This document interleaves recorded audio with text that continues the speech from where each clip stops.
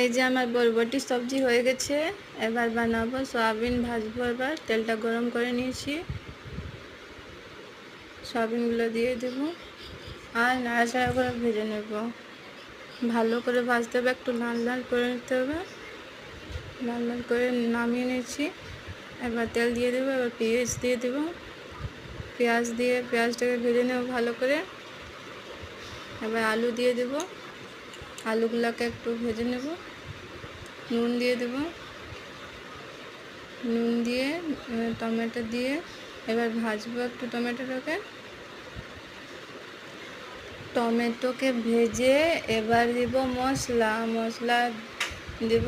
এবার দেব আদা, পেঁয়াজ, রসুন, জিরে বাটা, আর তারপরে দেব হলুদ গুঁড়ো, মিট মশলা, গরম মশলা,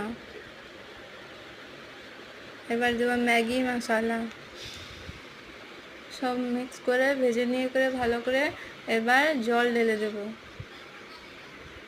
জল ঢেলে দেখুন জল ঢেলে দিয়েছি। এবার ফুটিয়ে নিব জলটাকে। এই দেখুন আমার মেয়ে চলে এসছে স্কুল থেকে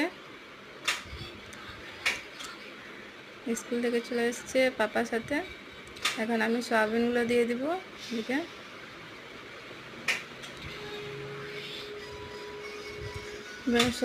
সয়াবিনগুলোকে নাড়াচাড়া করে ভালো করে একটু ফুটিয়ে নেব। এটা হয়ে গেলে নামিয়ে দেব। এই দেখুন আমার হয়ে গেছে সয়াবিনের তরকারি। এবার এদিকে ভাত চাপানো হয়ে গেছে, আর এদিকে আমার শাশুড়ি মা শাক ভাজছে। এদিকে দেখুন কালকে আমার বর আমাকে নিয়ে গেছিলো সাঁচি, তো এটা কিনে দিয়েছে স্যুট পিস।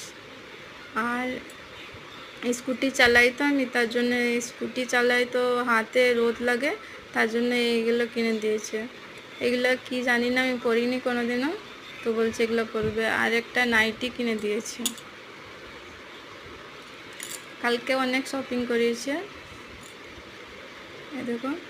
আর আমার বেটের জন্য হাফ প্যান্টটা নিয়েছে, জিন্স প্যান্টটা হাফ। আর এইগুলো দেখো আমার মা দিয়েছিল পয়সা 3 বোনকে কিনতে শাড়ি, বাট সাবিত্রী পুজোর জন্য। তো এটা হচ্ছে আমার মেজো দিদির, এইটা পার্পল কালারটা আমার মেজো দিদির, এইটা আমার গ্রিন কালারটা, এটা আমার জন্য। 3 জনের একই রকম কিনেছি। আর এটা হচ্ছে আমার বড় দিদির, 3 জনের একই রকম কিনেছি, মা পয়সা দিয়েছে।